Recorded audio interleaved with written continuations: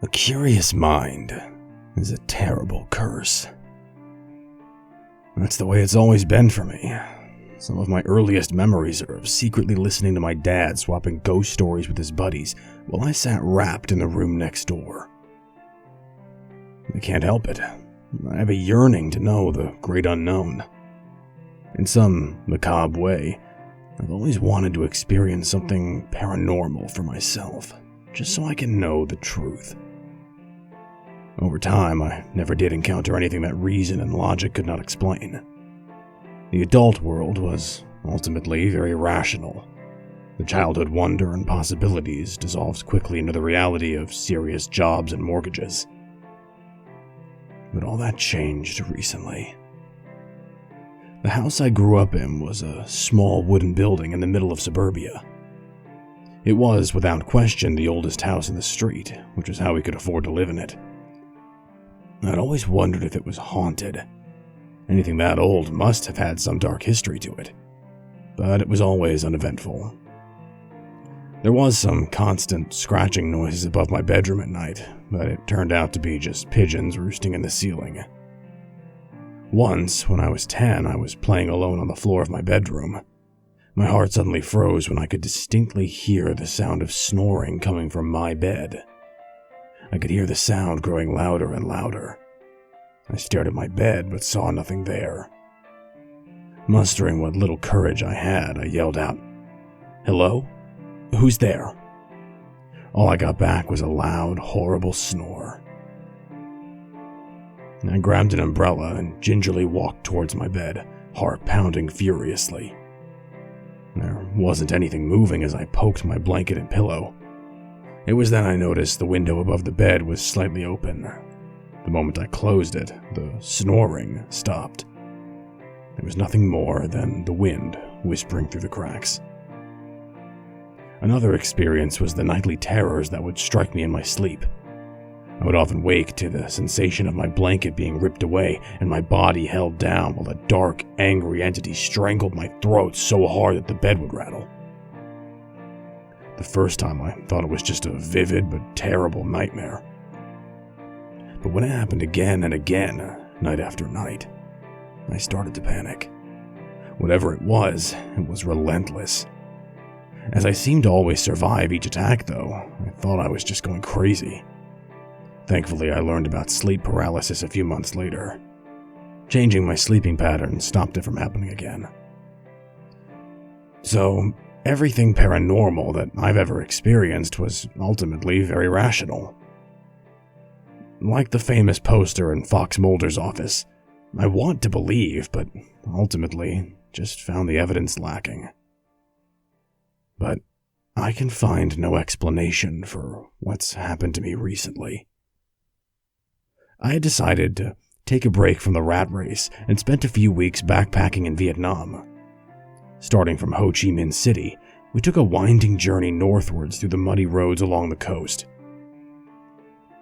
It was miles and miles of mostly untouched wilderness, broken by the occasional village, and some of the best pristine beaches in the world. It was in one particular stretch that we spent a full day soaking in the sun and surf, the worries of the world 1,000 miles away. As day made way to twilight, we feasted on some amazing seafood we had caught earlier.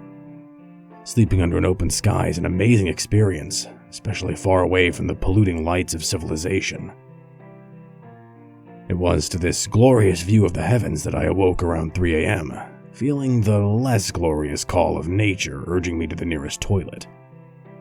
It was a humid night, with the sound of insects chirping their nightly symphony. I groggily made my way through the path to the basic facility set up for the campers. It was in a clearing with male toilets lined along one side of a 30-foot wide crude concrete floor, facing another row of female toilets. Between the rows in the center was a waiting area, with a makeshift lamp hanging above to light the yard. As I approached, I saw an old man standing under the lamp with his back towards me. All I could see was his scraggly long white hair that reached past his shoulders and a thin old bony body jutting up from his thin clothing rags. Slightly freaked out, I wasn't expecting anyone to be around at this time of night. I coughed politely to make him aware of my approach. I didn't want an old man's heart attack from fright weighing on my conscience. He was probably a local villager waiting on his wife, since electricity and running water was scarce in the scattered collection of homes in the area. He didn't seem to notice me, so I let him be and made my way to the nearest male stall. As I closed the door, I could still see him in my line of sight. Though I was now 90 degrees from where I first saw him, he still had his back to me again. It was definitely odd, but certainly far from threatening. Besides, I had more urgent, pressing matters, particularly against my bowels. The toilet was barely more than a hole in the floor with a flimsy, undersized door that was all that stood between you and your dignity. The overwhelming stench of human waste filled my senses as I dropped my pants and squatted to make my own deposit.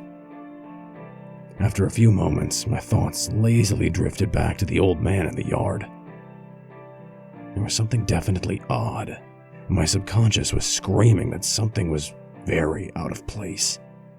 With rapidly rising horror, my mind clicked the pieces into place. Though the old man was standing near a bright light, he didn't cast a shadow.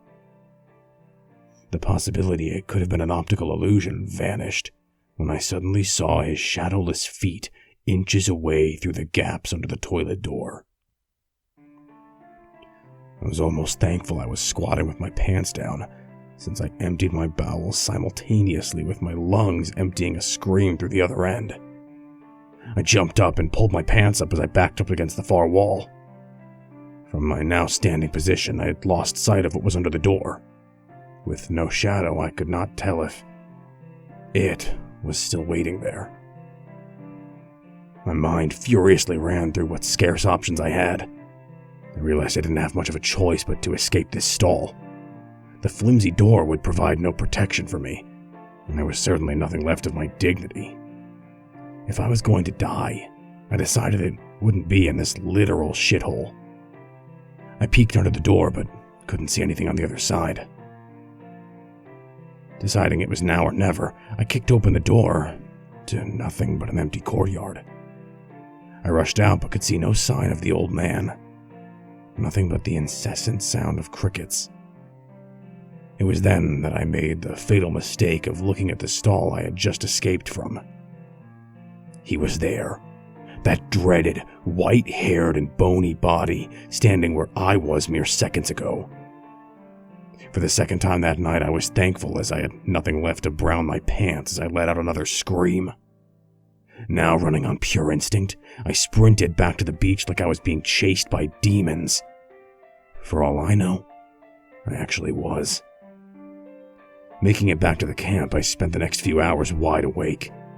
Crouching and staring at the trail, I was ready to wake everyone at the merest sign of the old man. When morning finally broke, my campmates lazily woke and wondered why I looked like death itself. I was too afraid to tell them what I saw, and simply explained that I was struck with insomnia that night.